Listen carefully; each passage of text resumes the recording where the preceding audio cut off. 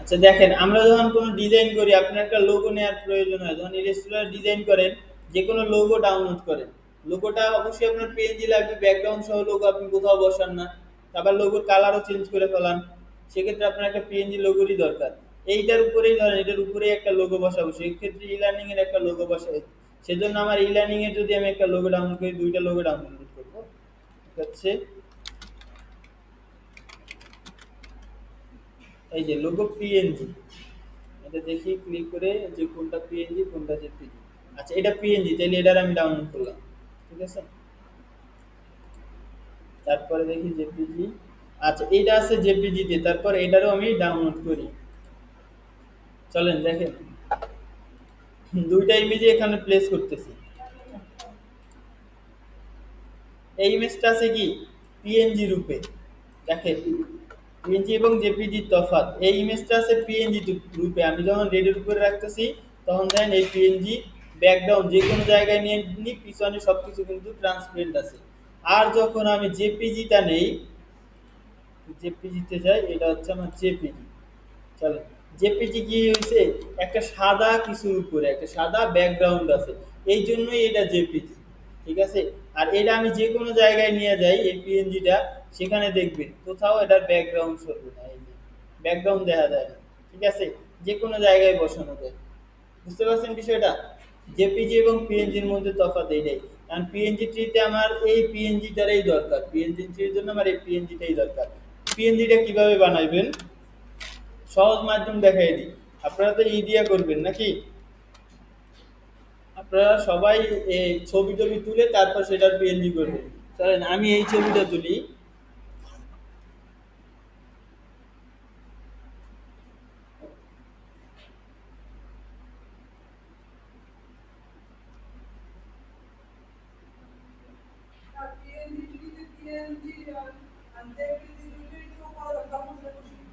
জি জি জি,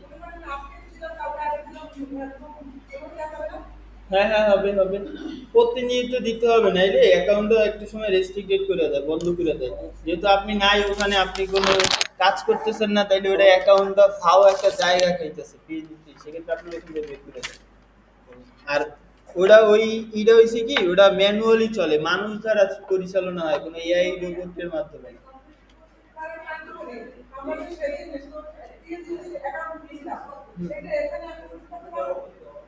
internet, আপনার internet? না না না, তা করে না।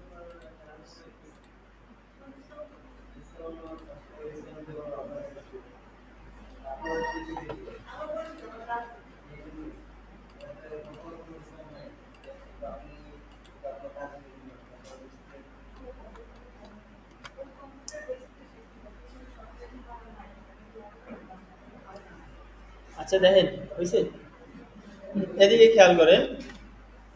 আচ্ছা এইটা বর্তমানে কি ইমেজে আছে বলেন তো? জেপিজিতে আছে, কারণ হচ্ছে এটার ব্যাকগ্রাউন্ড আছে, সেক্ষেত্রে এটা জেপিজি। যখন এটার ব্যাকগ্রাউন্ড থাকবে না, তখন এটা পিএনজি তে চলে যাবে। এবং এই পিএনজি করার জন্য কি কয়েকটা টুলস এর কাজ করতে পারি, ফটোশপে অনেকগুলো টুলস আছে যেগুলোর মাধ্যমে ব্যাকগ্রাউন্ড রিমুভ করা যায়।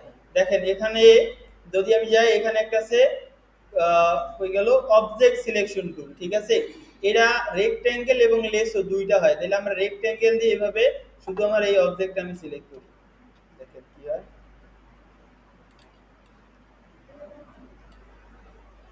কি হয়েছে আমার এই বোতলটা কিন্তু সিলেক্টেড হয়েছে, এটা চারপাশে দিকে খেয়াল করলে দেখবেন এই যে চারপাশ থেকে এটা সিলেক্টেড অবস্থায় আছে। ঠিক আছে, এটা তো চিনে নি যে কিভাবে সিলেক্ট হয়, সিলেক্টেড এভাবে থাকে, লাইন লাইন থাকে, ড্যাশ লাইন ড্যাশ লাইন। এই কি এক ক্লিকে করা যায়, এটার নাম হচ্ছে অবজেক্ট সিলেকশন টুল। আপনি শুধু এই সাবজেক্ট খুব সহজে সিলেক্ট করার জন্য যেটা দেখাইতেছি। তারপরে আর কি আছে, এই অবজেক্ট সিলেকশন টুলের আর একটা ভার্সন আছে, এখানে গেলে দেখবেন লেসও আছে। এই লেসও দিয়ে কি কাজ করা লাগে, একটু কষ্ট করতে হয়। লেসও যদি আমি লেসও দিয়ে যদি কাজ করি, যেমন আমার এই এরিয়াটা এইভাবে ধরে আমার সিলেক্ট করতে হবে। টান দেওয়ার অপশন, একটু আঁকা বাঁকা হইলেও সমস্যা নেই, আমার যেটা সাবজেক্ট সেটাই ধরবে, এখান থেকে তার বাইরে যাবে না। এই দেখছেন, আমি কিন্তু সিলেক্টেড আমার বাইরে থেকে সিলেক্ট করছিলাম, কিন্তু আসছে কিন্তু ওখান থেকেই। বুঝতে পারছেন, রেক্টেঙ্গেল দিয়েও নেওয়া যাবে। আচ্ছা আর একটা মাধ্যম দেখাই দিই, তিনটে দেখাই দিই, তিনটে খুব সহজে করা করা যায়। তার মধ্যে আরেকটা হচ্ছে সিলেক্টে ক্লিক করবেন, উপরে দেখবেন সিলেক্ট আছে, সেখানে ক্লিক করে নিচের দিকে আসলে আমরা এখানে পাবো সাবজেক্ট লেখা। এই সাবজেক্টে ক্লিক করব, করলে আমার এখানে যে সাবজেক্ট থাকে ফটোশপ দেখবে এখানে সাবজেক্ট কোনটা, সাবজেক্ট অবশ্যই এই বোতলটা, এটারে ধরছে। ঠিক আছে, সাবজেক্টটারে খুব সুন্দরভাবে অটোমেটিক ভাবে সিলেক্ট করে আনছি। এখন আমি এইটারে কন্ট্রোল জে দিলাম, কন্ট্রোল জে দিলে হয় লেয়ার কপি, মানে যেটা সিলেক্টেড লেয়ার থাকে সেটা কপি করার জন্য শর্টকাট কি হচ্ছে কন্ট্রোল জে। এবং এফ সেভেন ক্লিক করলে আমার লেয়ার দেখা যাবে, এফ সেভেন থেকে আমি লেয়ার চালু করলাম। আমার আগে ছিল কি আর এখন আছে কি, আমি আবার একটু ডিলিট করি, একটু ব্যাকে যাই। ঠিক আছে, এখানে আছে শুধু ব্যাকগ্রাউন্ড লেখা, তাই না? এটা একটা জেপিজি ব্যাকগ্রাউন্ড হয়ে আছে। যখন এটা কন্ট্রোল জে দিব এটার উপরে দেখেন আর একটা লেয়ার ওয়ান আসছে। আর এটা যদি আমরা একটু জুম করি দেখবো যে এটার, অথবা এই যে আমাদের ব্যাকগ্রাউন্ডের যদি আমি একটু হাইড করে রাখি তাইলেই তো আমার উপরেরটা দেখা যাবে, তাই না? এটা একটু হাইড করেই দেখেন আমার এই অবস্থায় উপরের লেয়ারটা এই অবস্থায় আছে, ব্যাকগ্রাউন্ড কি আছে? নাই, সেক্ষেত্রে এটা একটা পিএনজি ইমেজ। বুঝতে পারছেন? আচ্ছা, সেক্ষেত্রে এইভাবে পিএনজি করে আপনি পিএনজি থ্রিতে অ্যাড করে দেবেন। যেমন এভাবে পিএনজি করলাম, তারপর ব্যাকগ্রাউন্ডের তো আর আমার দরকার নাই, তাহলে এই ব্যাকগ্রাউন্ডটা আমি ডিলিট করে দিই, রইল আমার শুধু এতটুকু। এখন এটার পিএনজি করার জন্য আমরা জানি যে পিএনজি থ্রিতে একটা সাইজ থাকে, একটা সাইজ থাকে, কিন্তু সেই সাইজটা আমার করতে হবে। বুঝতে পারছেন? ওই সাইজ ছাড়া দিলে পিএনজি থ্রি ওখানে আপনার ইমেজটা আপলোডই করা যায় না, একেবারে আপলোডই করতে পারবেন না। সেক্ষেত্রে ওই সেম সাইজ দিবেন, যেমন এখানে আমার সাইজ একটু এদিক সেদিক আছে, আমি এটারে রাখি আমার হাতে, এটারে কাট করে রাখলাম, এবং এই যে সাইজটা আছে আমার লেয়ারের সাইজটারে আমি কন্ট্রোল অল্টার আই দিলে এরকমের আসবে, আসলে এই বক্সের উপরে আমি সেই সাইজটা করে নেব। সেই সাইজটা ছিল 2500 বাই 2500 এরকমের ছিল হয়তো, 2500 বাই 2572, এই জায়গায় 300, এই দেখেন আমি যখন এখানে 300 দিয়েছি তখন আমার এখান থেকে উপরের গুলা কিন্তু চেঞ্জ হয়ে গেছে। ঠিক আছে, সেক্ষেত্রে করতে হবে কি আবার হাইডওয়ে 2500 বাই 2500 করা লাগবে। আচ্ছা 2500 হয় না, 250 হয়েছে, এই জায়গায় 2500 করে দিলাম। বুঝতে পারছেন? যখন আমি রেজুলেশনটা চেঞ্জ করি, আবার খেয়াল রাখবেন যখন আপনি এখানে ওকে দিবেন তার আগে দেখে নেবেন এখানে 2500 তারপর 300 আছে কিনা, এবং এই পাশে পিক্সেল আছে কিনা। তারপরে আমি ওকে দিয়ে দিলাম।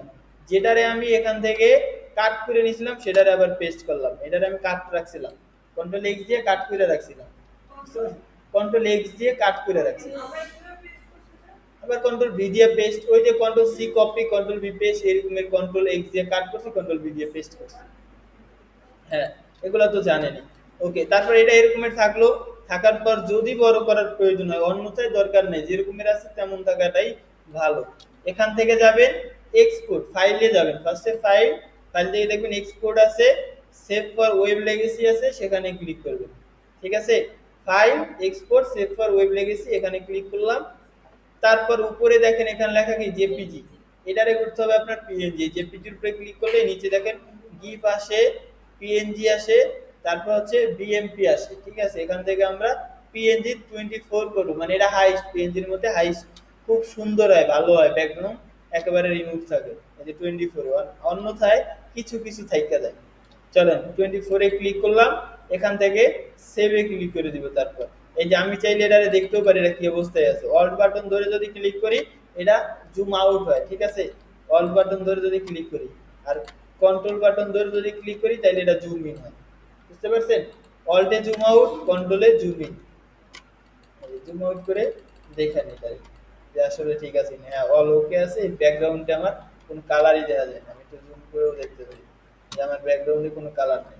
সেক্ষেত্রে কি করবেন, আপনি এখান থেকে সেভ দিয়ে দিবেন, দিলাম সেভ। চলেন এটার একটা নাম দেই, লেমন দিয়ে দিই, যেহেতু এটা লেমন টাইপের কিছু ছিল, শুধু লেমন দিয়ে দিই। এবং যে কোনো একটা জায়গায় আমি ডাউনলোডে সেভ রাখলাম লেমন পিএনজি। এই দেখুন ইমেজ অনলি, যে এখানে আসবে কি ইমেজ অনলি, এই যে HTML এগুলো না, ইমেজ অনলি থাকবে। ইমেজ ফাইল কি কি, ওই যে দেখলাম আমরা ইমেজ ফাইল আসলে কি কি, একটু আরেকবার দেখি। এখানে ইমেজ ফাইল কি কি আছে দেখেন, জেপিজি আছে, জেপিজি ধরন আবার কি, জেপিইজি এবং জেপিজি একই জিনিস। ঠিক আছে, এই দুইটা জিনিস একই। তারপর আছে পিএনজি, একটা হচ্ছে পিএনজি আর একটা হচ্ছে ডট পিএনজি, মানে একটা স্মল লেটার একটা ক্যাপিটাল লেটার। যখন ডট পিএনজি দিবেন, যে কোনো জেপিজি ফাইলের পরে যে যদি ডট পিএনজি দেন তাহলে জেপিজি করে এমনিতে পিএনজিতে রূপান্তর হবে, কিন্তু ব্যাকগ্রাউন্ড রিমুভ হবে না, ফাইলের এক্সটেনশন চেঞ্জ হবে। তারপর আছে কি গিফ ফাইল। গিফ ফাইলটা আসলে কি, এই গিফ ফাইলটা চলমান থাকে। আমরা একটু গিফ ফাইলটা দেখি, চলেন এখানে সার্চ করি জিআইএফ, ঠিক আছে, গিফ পিএনজি বা গিফ ইমেজ। চলেন এই মিস্টার বিন লিখি, মিস্টার বিন গিফ ইমেজ। আচ্ছা, এইগুলো আপনারা দেখছেন সচরাচর ইসে দেখা যায়। এই যে এটার আমি চালু করি, কি করতেছে দেখেন, এটা কিন্তু একটা ইমেজ ফাইল, এটা একটা ইমেজ ফাইল, এটার নাম হচ্ছে গিফ ইমেজ ফাইল। এটা হচ্ছে মোশন করে, চলতে থাকে, চলমান থাকে। দেখবেন মেসেঞ্জার বা হোয়াটসঅ্যাপে যদি, মেসেঞ্জারে বিশেষ করে অথবা ফেসবুকে কারো কমেন্ট করতে গেলে এক ধরনের ইমেজ পাওয়া যায় যেটা মোশন করে, চলতে থাকে, ঠিক আছে, নড়াচড়া করে, সেটাই হচ্ছে গিফ ফাইল।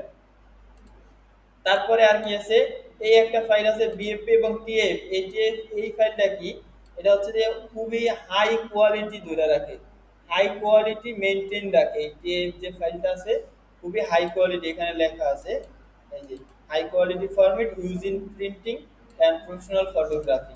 প্রফেশনাল ফটোগ্রাফি যেমন আমরা যখন বাইরের কোনো ক্লায়েন্ট পাই, আহ, কিছুদিন আগেই একটা ছিল, আমি আপনার দেখাই, আমার একটা স্টুডেন্ট দিছিল তার ফাইলগুলো, আল ইসলাম, আহ,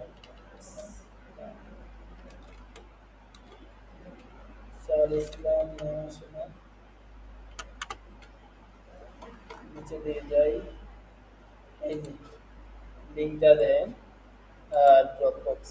এখানে ওরা একটা ক্লায়েন্ট ইমেজ দিছে, যে এই ইমেজটা দেখে তুমি এই ইমেজটার উপরে কাজ করো, মানে এর উপরে কোনো একটা কাজ করতে দিছে। এই ফাইল ফরম্যাটটা ছিল টিআইএফএফ, এই যে ফাইল ফরম্যাটটা দিছে সেটা ছিল কিন্তু টিআইএফএফ। এই ফাইলটা দিয়ে ওরা বলছে যে এটার উপরে আপনি কিছু কাজ করে দেন, মানে এটারে অনেক আলোকিত করতে হইছে, এখান থেকে সানলাইট বের করতে বলছে, অনেক কাজ আর কি, এটা এডিটিং এর কাজ দিছিল, ঠিক আছে। সেক্ষেত্রে উনি কিন্তু টিএএফ ফাইলটাই প্রোভাইড করছে, যাতে এটা প্রিন্টের জন্য ভালো হয়। একটা ম্যাগাজিন তৈরি করবে, তো ম্যাগাজিন তো প্রিন্ট হয়, সেক্ষেত্রে ওনার খুব ভালো কোয়ালিটির ফাইল প্রয়োজন, ঠিক আছে। চলে এই কাজে আর কি টিএএফ ফাইলটা ব্যবহৃত হয়। কারণ ক্যামেরা থেকে একবার যে ছবিটা আছে ক্যামেরার তোলা, ওই ছবিটা জুম করলে ফাটে কম নাকি, ওটা ক্লিয়ার দেখা যায়, একবার ক্রিস্টাল ক্লিয়ার থাকে। যখন ওটারে আমি ফোনে নিয়ে যাই, তখন কি করে ওটার ফোন আমার করে কি ওটা রেজুলেশন ডাউন করে ধীরে ধীরে। আমি হোয়াটসঅ্যাপে পাঠাইলে ওটা হোয়াটসঅ্যাপে যাওয়ার কারণে ওটা কি ক্লাউড স্টোরেজে থাকে, সেক্ষেত্রে ওটার একটু ইটা রেজুলেশনটা কমে যায় অথবা কোয়ালিটিটা একটু ডিক্রিজ হয়। এই সমস্যার কারণে তখন দেখা যায় যে ওটা দেখতে ভালো লাগে না, মানে একটু গোলাটে গোলাটে টাইপ হয়ে যায়।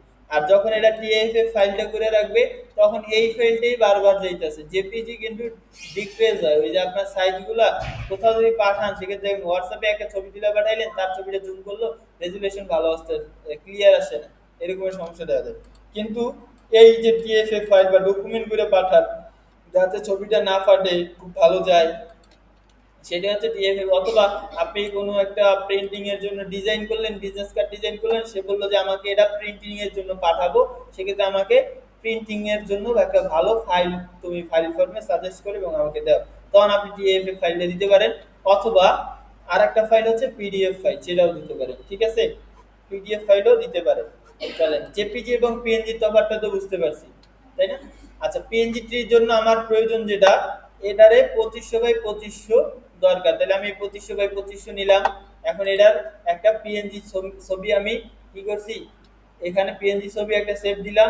আর একটা ছবি লাগবে আমার পিএসডি ছবি বা র ফরম্যাট, আপনি যে সফটওয়্যার দিয়ে ওই কাজটা করছেন সেই ফরম্যাটটা লাগবে, সেই সফটওয়্যারের ফাইলটা লাগবে, যাতে উনি এখানে এসে এটার কিছু পরিবর্তন ঘটাইতে পারে, যে কোনো একটা পরিবর্তনে নিয়ে আসতে পারে, ঠিক আছে। সেই জন্য আপনার একটা র ফাইল দেওয়া লাগবে। যদি আপনি ইলাস্ট্রেটর করে থাকেন তাহলে ইলাস্ট্রেটরের ওই র ফাইলটা দিতে হবে, যদি ফটোশপে করে থাকেন তাহলে ফটোশপের র ফাইলটা দিতে হবে, ঠিক আছে, বুঝতে পারছেন? চলে, বুঝতে পারছেন এই বিষয়টা? এই জন্য আচ্ছা দেখেন, প্রথম হয়েছে আপনার একটা লাগবে র ফাইল।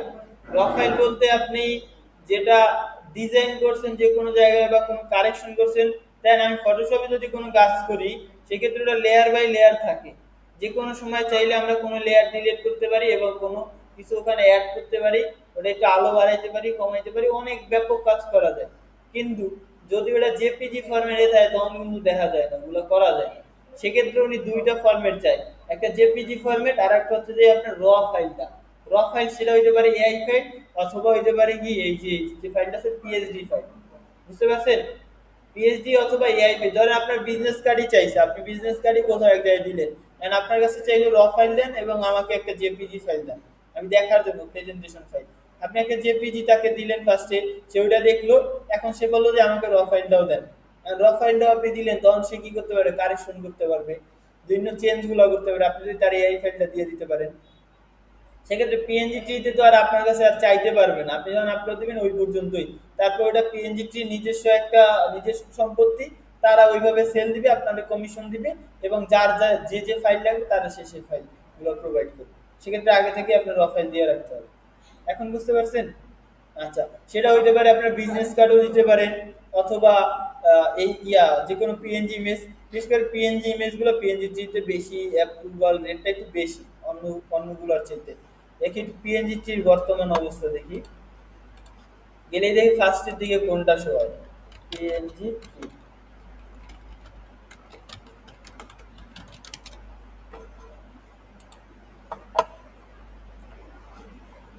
এই দেখেন ব্লু ব্লেজার, এটাই।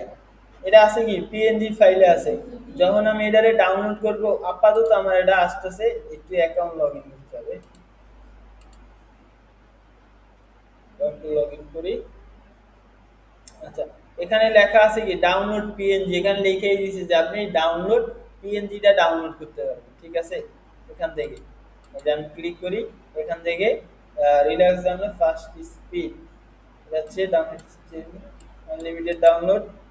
আমি যদি প্রিমিয়াম প্ল্যানটা নেই, access 8 million assets, no attribution required, personal commercial use. আচ্ছা, এখান থেকে ওয়ান ডাউনলোড পার ডে, প্রতিদিন একটা, যদি ফ্রিতে হয় প্রতিদিন একটা ডাউনলোড দিতে পারবেন। 1 মিলিয়ন অ্যাসেটস পাবো এখান থেকে। তারপর attribution required, no commercial use, কোনোভাবেই আপনি কমার্শিয়ালি এটা ব্যবহার করতে পারবেন না। ঠিক আছে, কমার্শিয়ালি ব্যবহার করার ফলে আপনাকে সে কপিরাইট ক্লেম দিতে পারবে। আর এখানে লেখা আছে পার্সোনাল কমার্শিয়াল ইউজ, পার্সোনাল এবং কমার্শিয়াল ইউজ গুলো করতে পারবে। আর এখানে নিজে যদি তৈরি করেন, কোনো কোম্পানির জন্য ইউজ করলেন আপনি এটা, তাই ও যে কোনো টাইমে আপনারা একটা কপিরাইট ইস্যু দিতে পারবে। এমটিবি ব্যাংকের নাম শুনছেন না? এমটিবি ব্যাংক শুনেন নাই? ওই এমটিবি ব্যাংক দেখবেন, তারা তাদের লোগোটা একটু চেঞ্জ করছে। শাটার স্টক থেকে একটা রিসোর্স নিয়ে সেটারই তারা লোগো বানাই ফেলছে। অনেক কথা হয়েছিল এই বিষয় নিয়ে, কিন্তু পরবর্তীতে তারা বলছে যে আমরা এটা শাটার স্টক থেকে প্রিমিয়াম ভাবে আমরা ক্রয় করে নিছি, আমরা ফ্রিতে নিই নেই। সেক্ষেত্রে কোনো কপিরাইট ক্লেমের কোনো চিন্তা ভাবনা নাই। বুঝতে পারছেন? এরকমের হয়।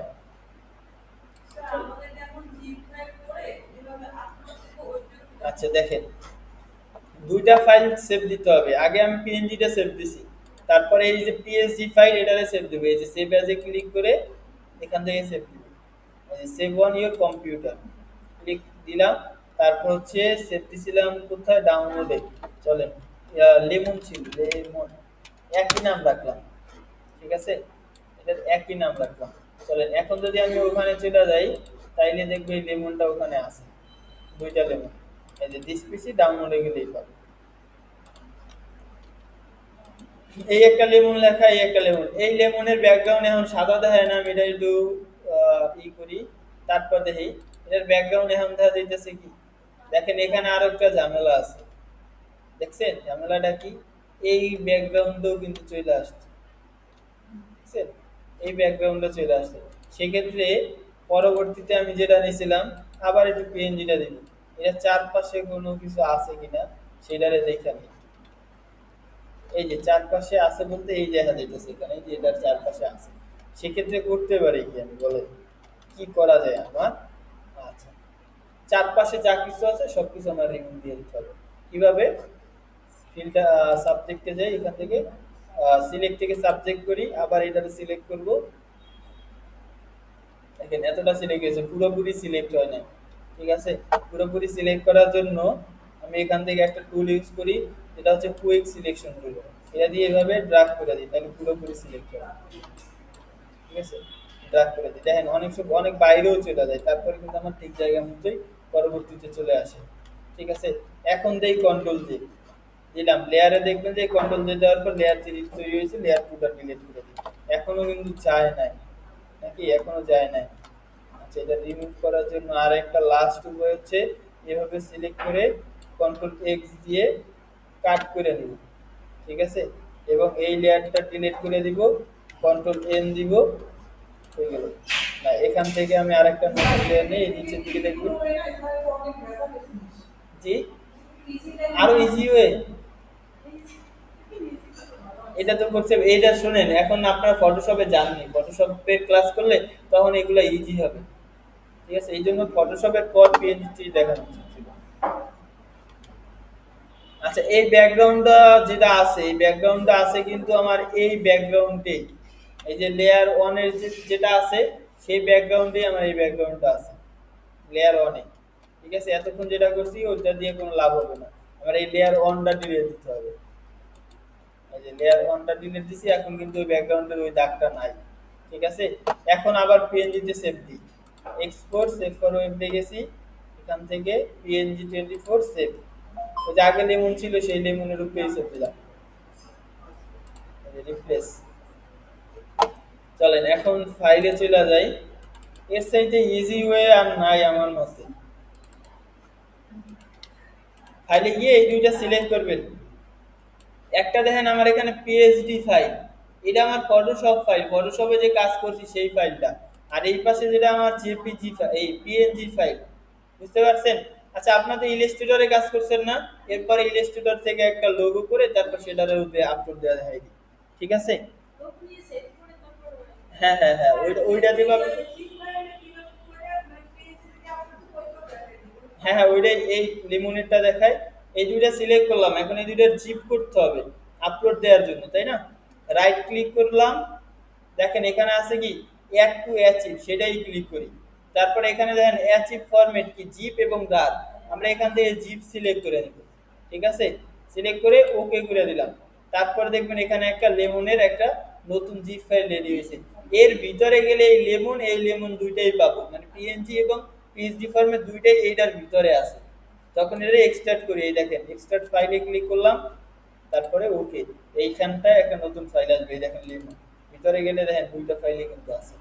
অথবা যেহেতু এটা উইন্ডোজ 10, এটা ডাবল ক্লিক করে ভিতরে যাওয়া যায়, দেখেন লেমন লেমন দুইটা আছে। ঠিক আছে, এই ফাইলটারে আপনি ওখানে চাইলে পিএনজিটিতে আপলোড দিতে পারবেন। সেজন্য আপনার যেটা রিকোয়ার ছিল ওই রিকোয়ারটা আমরা ফুলফিল করতে পারছি, যেমন 2500 বাই 2500 রেজুলেশনের ভিতরে রাখা লাগবে।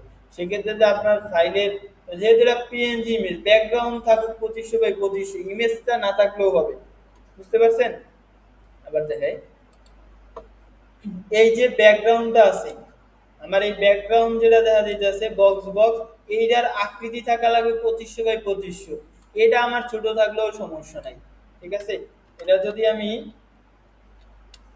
এতটুকুও রাখি তাও কোনো প্রবলেম নাই, আমার এই ব্যাকগ্রাউন্ডটা 2500 বাই 2500 থাকতে হবে। বুঝতে পারছেন? এটা এটা এটা মনে রেখে আচ্ছা লাগবে। চলেন এখন আমরা ইলাস্ট্রেটর থেকে কিভাবে করব। জেপিজি ব্যাকগ্রাউন্ড থাকা অবস্থায় যেটা সেভ দিব ওইটাই জেপিজি হবে। দেন এটা এটা হ্যাঁ, না 2500 বাই 2500, ওটার জন্য আপনার ওই পিএনজি ট্রি থেকে একটা রিকোয়ার্ড থাকে যে সাইজটা, সেই সাইজটা দিবেন। দেখি পিএনজি ট্রি,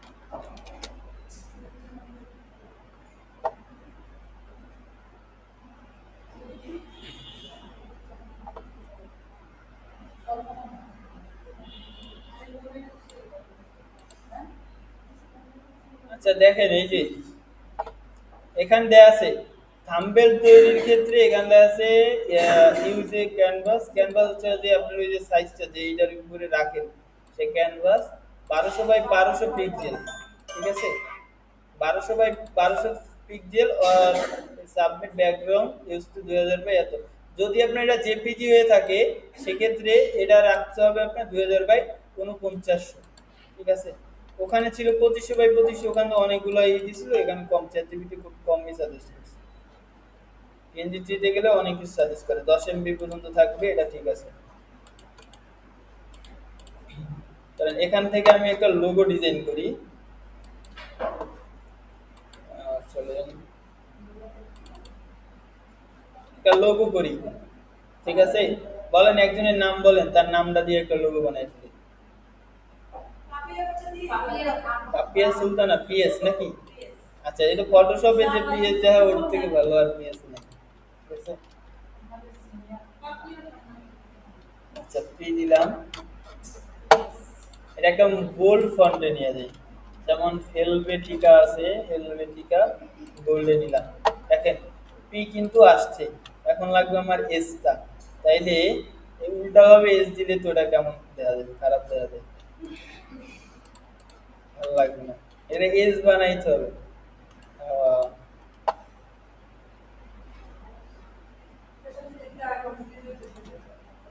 জি, এখান থেকে রান করলেই এস।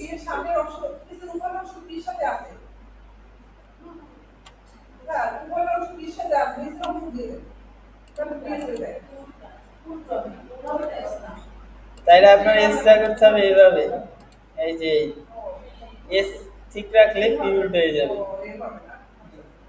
এস ঠিক রাখলে পি উল্টো হয়ে যাবে। চলেন ট্রান্সফর্ম,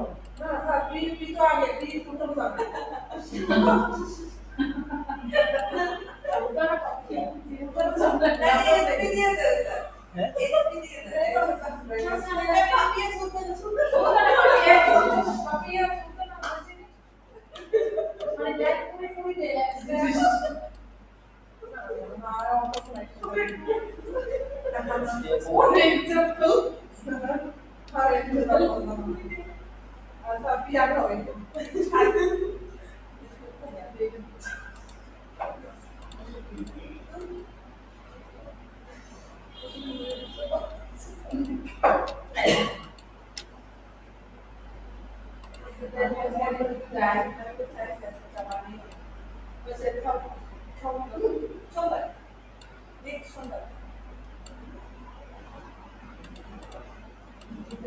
এই দিয়ে দিলাম। আচ্ছা, এস ও আছে, পি ও আছে, আপনার দুইটা অক্ষরই পাইছেন, ঠিক আছে। চাইলে এটা আরেকটু বাড়াইও দিতে পারেন আপনার এস দিয়ে।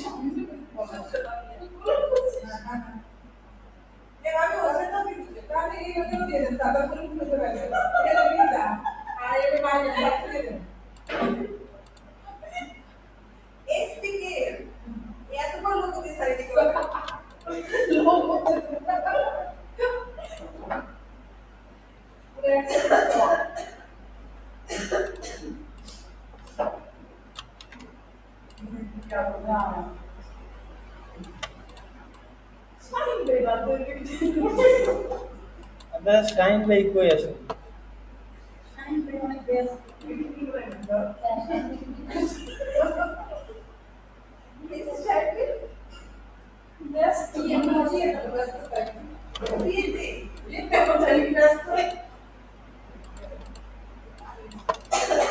না না, একটু মাত্রা বাড়াই দিলাম।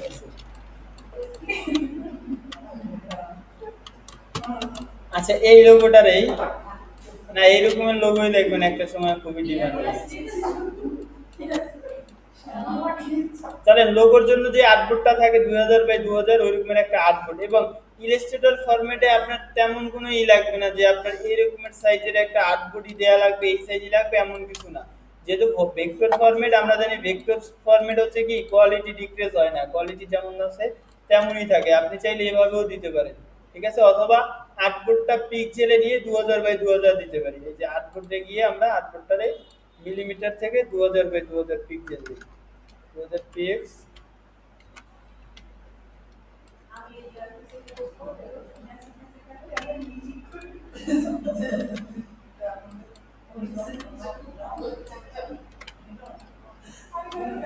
2000 বাই 2000 দিলাম এবং এই লোগোটা এভাবে একটু বড় করে দিলাম। ঠিক আছে। আচ্ছা এদিকে দেখেন, এখান থেকে এটারে দুইটা ফরম্যাট লাগবে, একটা যে র ফাইল আমার এইটা, এবং যে ফাইল বুঝতে পারছেন যেটা ভেক্টর অথবা পিএসডি ফাইল, মানে সফটওয়্যারে যে ফাইলটা থাকে। এখান থেকে আমি পাইছি যে আমার ভেক্টর ফাইলটা, এটারে সেভ দিই, সেভ অ্যাজ থেকে সেভ দিয়ে রাখি। এই যে এখানে দেই পাপিয়া সুলতানা লোগো,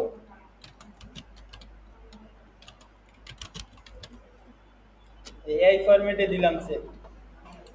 আবার এটার পিএনজি দরকার, সেক্ষেত্রে এটার পিএনজি নেবেন, এভাবে ফাইলে যাবেন। এখন পিএনজির জন্য একটা রিকোয়ার্ড সাইজ থাকতে পারে যে আমার এই পিএনজিটা এই সাইজে দিতে হবে, যেমন 2500 বাই 2500, তাহলে এই আর্টবোর্ডটা নিতে হবে 2500 বাই 2500। এই যে আর্টবোর্ড সেটিংয়ে গেলাম, এখানে দিবেন 2500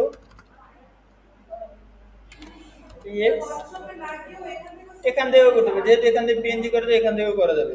এই যে 2500 বাই 2500 নিলাম, 2500 বাই 2500 আর্টবোর্ড দিলাম, এবং এই আর্টবোর্ড সহ আমি যদি এখানে ফাইল থেকে এক্সপোর্ট সেভ ফর ওয়েব লেগেছি, দেখেন এরকমের একটা অপশন ফটোশপেও আসছিল।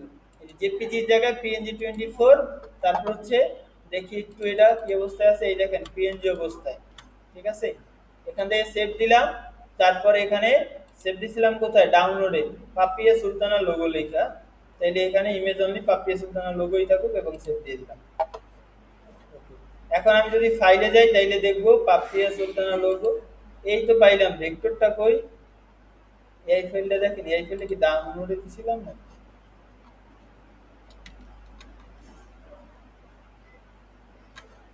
এপিসি ক্যালেন্ডার, এই যে এখানে ভুলে এখানে দিয়ে ফেলছি তো, সরি এখানটায় রাখি।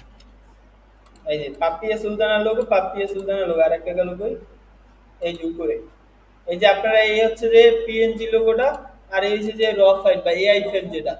ঠিক আছে, দুইটাই সেভ দিলাম, দুইটা সিলেক্ট করলাম, রাইট ক্লিক করলাম, তারপর অ্যাড টু অ্যাচিভে ক্লিক করলাম, এরপর হচ্ছে এখানে রাত থেকে জিপ, তারপর হচ্ছে ওকে। দেখবেন আমার এখানে রাত থেকে জিপ তৈরি হয়েছে, এই যে ডাউনলোড লেখা যেটা এখানে আসছে, ডাউনলোড লেখা। তাইলে এটার নাম চাইলে আপনি চেঞ্জ করবেন রিনেম থেকে, বা পিএস লোগো দিবেন, যেহেতু সবাই তো আর পাপিয়া সুলতানা লিখে সার্চ দিবে না, সবাই সার্চ দিবে পি এবং এস দুইটা অক্ষর দিয়ে একটা লোগো তৈরি, লোগো চাইবে, খুঁজবে। যেমন ধরেন আপনার একটা নাম লিজা চৌধুরী, তাহলে আপনি এলসি দিয়ে একটা লোগো খুঁজবেন যদি আপনি নিজের টাইপোগ্রাফি দ্বারা লোগো তৈরি করতে চান। তেমন এই যে পাপিয়া সুলতানা পিএস দিয়ে লোগো সার্চ করবে, তারপরে এই লোগোটা যখন দেখবে তখন এটা পছন্দ হবে, এটা ডাউনলোড করবে। ঠিক আছে, আর আপনার অ্যাকাউন্টে কমিশন যাবে এটার জন্য। এখন এটারে আপলোড তো করতে পারেন, ওটার জন্য অন্য কারো ল্যাপটপ বা পিসি লাগবে। আচ্ছা আপনারটা নিয়েন, আপনারটা তো